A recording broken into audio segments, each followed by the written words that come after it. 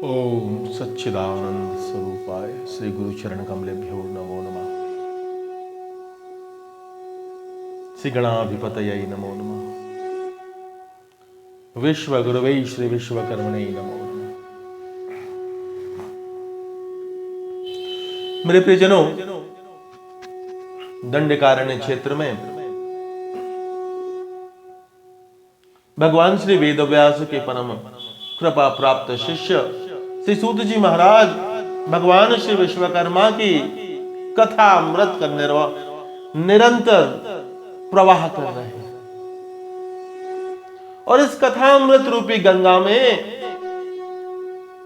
ऋषिगण बड़े भाव से डुबकी लगा रहे हैं। इस ज्ञान गंगा का जलपान कर रहे हैं और अपने जीवन को धन्य बनाते हैं। तो महाराज, जब वक्ता बड़ा ज्ञानी हो तो श्रोताओं के मन में नाना प्रकार के प्रश्न उत्पन्न होना स्वाभाविक सी बात है।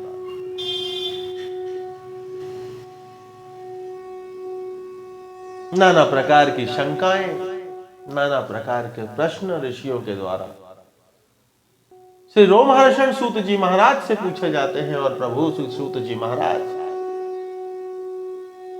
बड़ी मधुर वाणी में प्रभु श्री के संबंध में जो शंकाएं हैं, जो प्रश्न हैं, उनके उत्तर ऋषियों को प्रदान करते हैं। तो श्री सूत जी महाराज कहते हैं कि हे ऋषिगणों, प्रभु श्री विश्वकर्मा का महात्म अथाह समुद्र है, जिसका जितना भी वर्णन किया जाए वह कम है।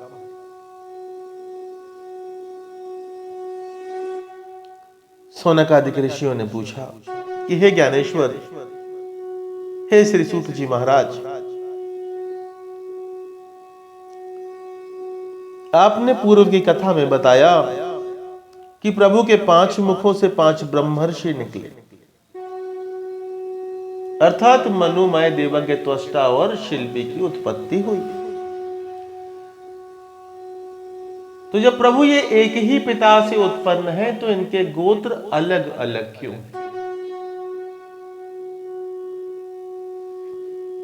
श्री सूत जी महाराज बड़े प्रेम से इस प्रश्न का उत्तर देते हैं कि हे सौनकादिक ऋषियों, गोत्र कहते हैं ऋषि परंपरा को,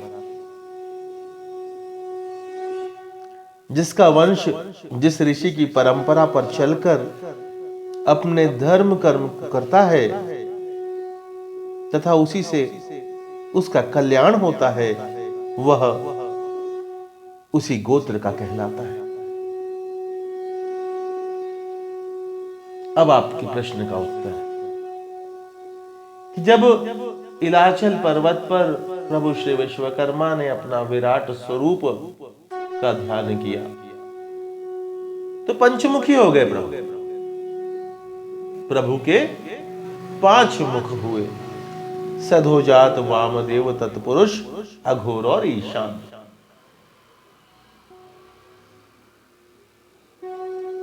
इन 5 मुखों का नाम अलग अलग था और काम भी अलग अलग था। इन 5 मुखों से जब ये 5 ब्रह्मर्षि एक साथ उत्पन्न हुए तो इनका गोत्र भी अलग अलग हुआ। श्री सूत जी महाराज कहते हैं कि हे ऋषिगणों, जैसे जब गुरुकुल से शिष्य निकलते हैं, राजाओं, ऋषियों, मुनियों आदि के पास जाते हैं तो अपना परिचय कुछ इस तरह से देते हैं कि अमुक गुरु के शिष्य के रूप में, अमुक विद्याधारी, अमुक नाम अहम, अमुक अहम।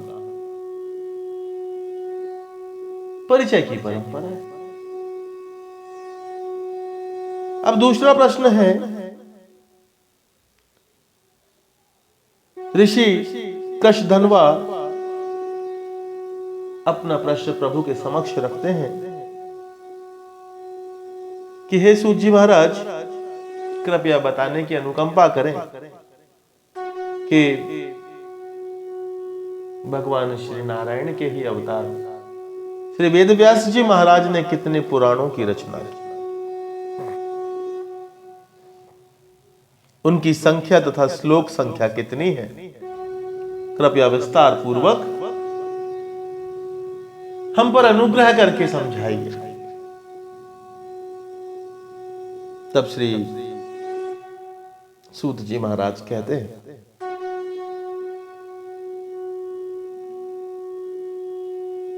कि महाराज श्री वेदव्यास जी ने सर्वप्रथम ब्रह्म पुराण की रचना की। सर्वप्रथम ब्रह्म पुराण की रचना श्री वेदव्यास जी द्वारा की गई। इस पुराण में 10,000 श्लोक है। तत्पश्चात पद्म पुराण की रचना की। पद्म पुराण में 55,000 श्लोक हैं। इसके पश्चात विष्णु भागवत पुराण की रचना की गई। इस पुराण में 13,000 श्लोक। पुनः श्री वेदव्यास जी द्वारा शिव पुराण की रचना की गई, जिसमें 24,000 श्लोक हैं। नारद पुराण की रचना प्रभु के द्वारा की गई। इस नारद पुराण में 25,000 श्लोक हैं। प्रभु ने मार्कंड पुराण रचा। मार्कंड पुराण में 9,000 श्लोक हैं। इसके पश्चात श्री वेदव्यास जी ने अग्नि पुराण की रचना की। 15,000 श्लोकों के साथ अग्नि पुराण को जन कल्याणार्थ दिया।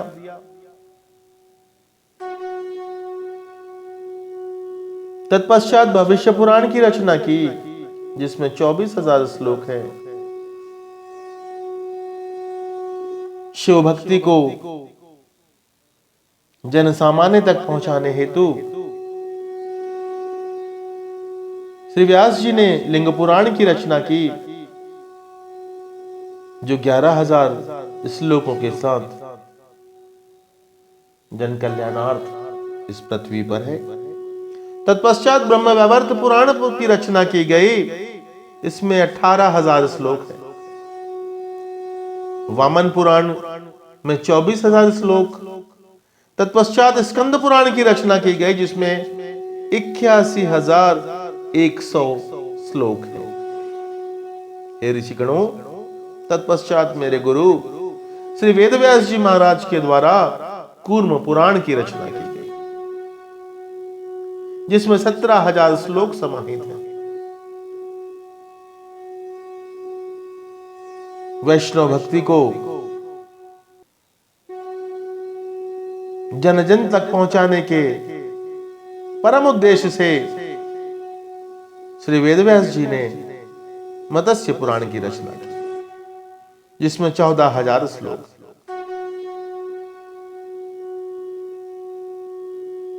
पुनः ब्रह्मांड पुराण की रचना की। इस पुराण में 22,000 श्लोक हैं। और मेरे प्रियजनों, जब इतने से भी काम नहीं चला तो समस्त पुराणों का सारांश अर्थात श्रीमद् भागवत पुराण की रचना की। इस श्रीमद् भागवत पुराण में 18,000 श्लोक। इस प्रकार हे ऋषिगणों, 18 पुराणों में कुल मिलाकर 4 लाख श्लोक है। तत्पश्चात प्रभु श्री ने 18 उपपुराण भी लिखे।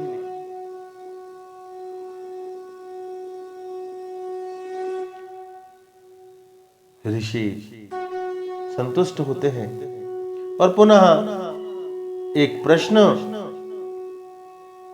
मंडूक ऋषि के द्वारा पूछा जाता है। हाथ जोड़ करके मंडूक ऋषि कहते हैं कि हे भगवान, कृपया बताइए कि भगवान ने जो 24 अवतार लिए वह कौन कौन से हैं? बड़ी कृपा होगी प्रभु, एक बार हमें इन अवतारों को याद करवा दीजिए। यहां पर श्री सूत जी महाराज बड़ी स्पष्ट वाणी में कहते हैं कि हे मेरे प्रिय श्रोताओं, हे मुमुक्षु गणों, हे ज्ञान प्राप्ति के ललायित ऋषि गणों,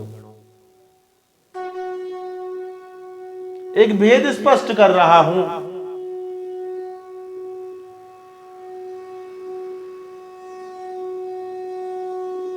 और वह भेद यह है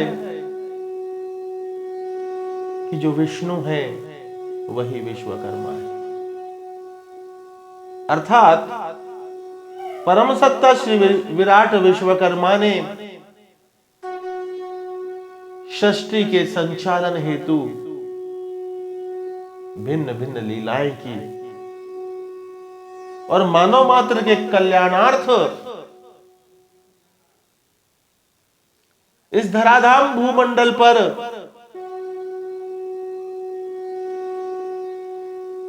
भिन्न भिन्न अवतार लिए। श्रीमद् विश्वकर्मा उपनिषद में बड़े स्पष्ट शब्दों में लिखा है कि तस्मादेव समुद्भूतम ब्रह्मा सर्व पितामह विष्णुश्च विश्वकर्मा च न मिध्येते परस्पर। अर्थात ये दोनों शक्तियां वास्तव में एक ही है। श्री विष्णु ही विश्वकर्मा है और श्री विश्वकर्मा ही श्री विष्णु। कथा में आगे चलते हैं। तो मंडूक ऋषि के द्वारा पूछे गए प्रश्न के उत्तर में प्रभु कहते हैं, श्री सूत जी महाराज कहते हैं कि प्रभु विराट विश्वकर्मा ने अनेकों रूप धारण किए।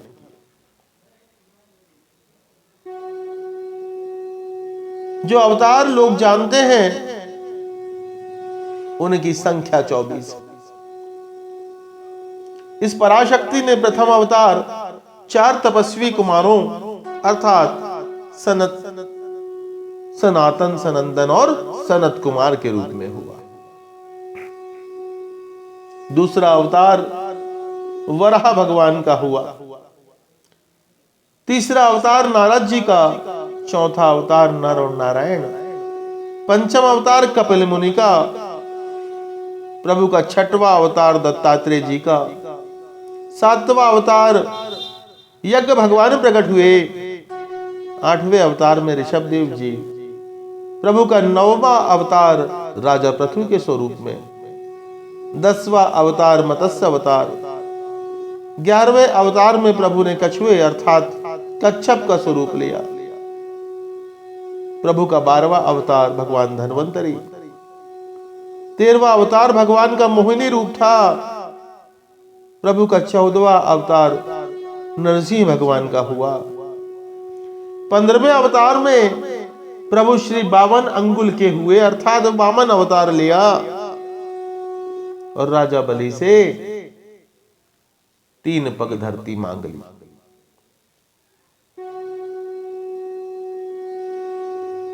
और राजा बलि को पाताल लोक भेज करके देवताओं को पुनः स्वर्ग में प्रतिष्ठित किया।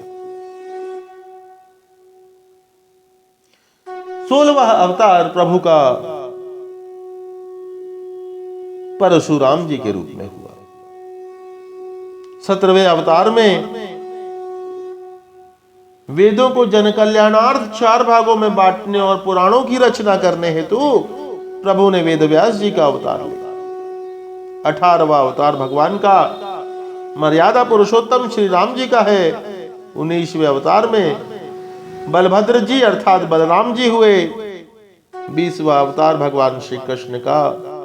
21वें अवतार में प्रभु श्री बुद्ध के रूप में अवतरित होते हैं। 22वां अवतार हयग्रीव जी का है। 23वां अवतार स्वयं हंस का हुआ और 24वां अवतार कल की अवतार है, जो अभी होना शेष है। तो हे ऋषिगणों, इन 24 अवतारों में विशिष्ट 10 अवतार हैं। ये क्रमशः मत्स्य अवतार, हयग्रीव अवतार, कच्छप अवतार, वराह अवतार, नरसिंह अवतार, वामन अवतार, परशुराम अवतार, राम अवतार, कृष्ण अवतार और 10वां बुद्ध अवतार है। इस प्रकार प्रभु के अवतारों का वर्णन सुनकर के मंडूक ऋषि संतुष्ट होते हैं। अब श्री सूत जी महाराज पूछते हैं कि हे महानुभाव,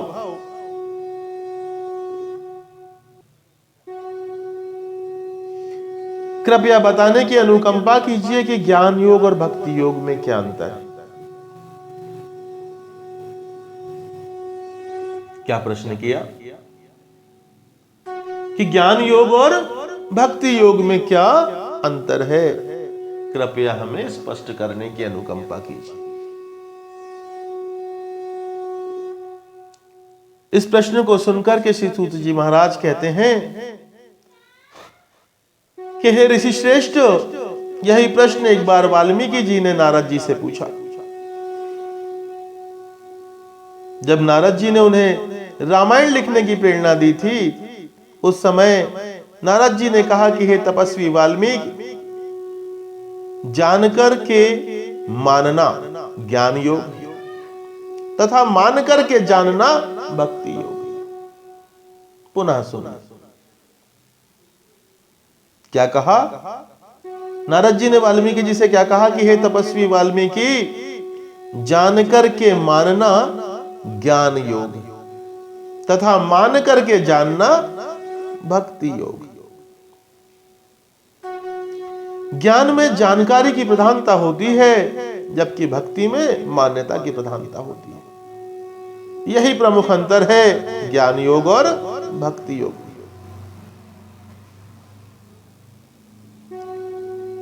हे ऋषिगणों, दोनों ही एक दूसरे के पूरक हैं। यह सृष्टि प्रभु श्री विराट विश्वकर्मा से उत्पन्न है तथा अंत में प्रभु श्री विराट विश्वकर्मा में ही लीन हो जाएगी। यही ज्ञान योग। सब कुछ प्रभु विराट श्री विश्वकर्मा ही है, इनके सिवाय कहीं कुछ नहीं है। यह अनुभव ही भक्ति योग है। श्री सूत जी के उत्तर देने पर शौनकादिक ऋषियों ने पुनः प्रश्न किया कि इस पृथ्वी पर 7 द्वीप 9 खंड हैं, ये कौन कौन से हैं, कृपया बताने की कृपा कीजिए। तब श्री सूत जी महाराज कहते हैं कि इस पृथ्वी पर जो 7 द्वीप हैं उनके नाम सुनिए। प्रथम है जम्बूद्वीप, द्वितीय शौक द्वीप, तृतीय है शालमली द्वीप, चतुर्थ कौश द्वीप, पंचम कौंच द्वीप, षष्ठम गोमेदक द्वीप और सप्तम पुष्कर द्वीप। प्रिय श्रोताओं, जो जम्बूद्वीप है उसके 9 खंड हैं। भारतवर्ष, किन्नर वर्ष, हरित वर्ष, कुरुवर्ष, हिरण्यमय वर्ष, रम्यक वर्ष, भद्राश वर्ष, केद्रभाल वर्ष और ईलाव्रत वर्ष। इस तरह 9 खंड। एक कथा के अनुसार पुनः भारतवर्ष को 9 खंडों में बांटा गया, जिनके नाम क्रमशः इस तरह हैं: ऐन्द्र खंड, कशेरु खंड, ताम्रपर्ण खंड, गभिस्थिमत खंड, भरत खंड, नाग खंड, सौम्य खंड और वरुण खंड और गंधर्व खंड। पुनः श्री शौनक जी ने पूछा कि प्रभु कल्प कितने प्रकार के होते हैं? क्या पूछा कि कल्प कितने प्रकार के होते हैं? महाज्ञानी श्री सूत जी महाराज कहते हैं कि ऋषिगणों, कल्प 30 प्रकार के हैं। और ये 30 कल्प इस तरह है। पहला है श्री श्वेत वराह कल्प, द्वितीय नील लोहित कल्प, तृतीय वामदेव कल्प, चौथा गाथांतर कल्प, पंचम रौरव कल्प, छठवें क्रम पर प्राण कल्प है, सप्तम वृहत कल्प, अष्टम कंदर्प कल्प, नवम सत्य कल्प, दशमः ईशान कल्प, एकादश ध्यान कल्प, द्वादश सारस्वत कल्प, त्रयोदश उदान कल्प, चतुर्दश गरुण कल्प, पंचदश कौर्म कल्प, तत्पश्चात नरसिंह कल्प, समाधि कल्प, आग्नेय कल्प, विष्णुज कल्प, सौर्य कल्प, सौम्य कल्प, भवन कल्प, सुप्तमालि कल्प, वैकुंठ कल्प, अच्चीकी कल्प, वाल्मीकि कल्प, वैराज कल्प, गौरी कल्प, महेश्वर कल्प और पितृकल्प। इस तरह कल्पों की संख्या 30 बताई गई।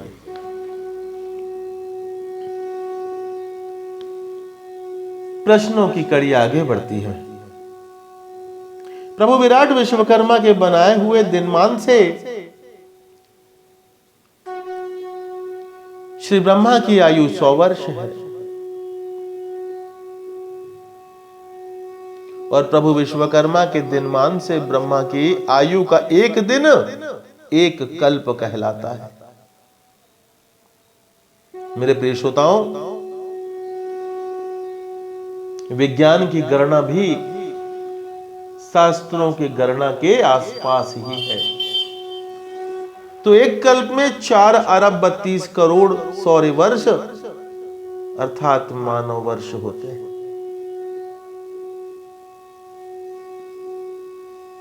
ब्रह्मा जी के एक दिन में 14 मनु के संधि काल व्यतीत होते हैं। एक मनु का काल 30 करोड़ 67 लाख 20 हजार सौर वर्ष है। एक मनु के अंतर्गत 71 महायुग आते हैं।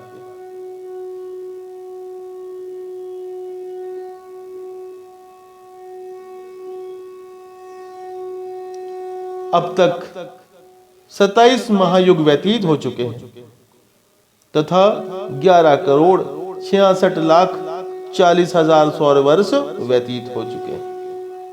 इस समय 28वां महायुग चल रहा है तथा इसमें सतयुग के 17 लाख 28 हजार वर्ष, त्रेता के 12 लाख 96 हजार वर्ष, द्वापर का 8 लाख 64 हजार वर्ष बीत चुका तथा कलयुग का 5000 वर्ष बीत चुका है। इसी प्रकार जब सतयुग, त्रेता, द्वापर, कलयुग का 71 महायुग पूर्ण होगा तब एक मनु का काल पूर्ण होगा। इसी तरह 13 मनु जो शेष है उनका भी काल आएगा, उनका भी समय आएगा। इस प्रकार यह विराट प्रभु श्री विश्वकर्मा के द्वारा रचित श्री ब्रह्मा जी का 100 वर्ष पूर्ण होगा।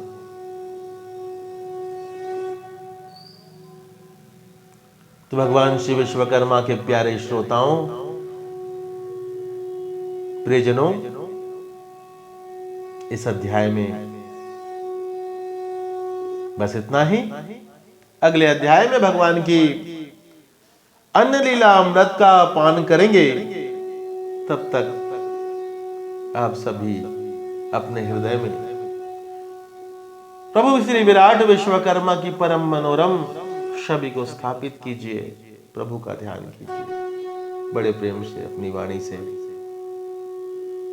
ओम जगत गुरुवे परम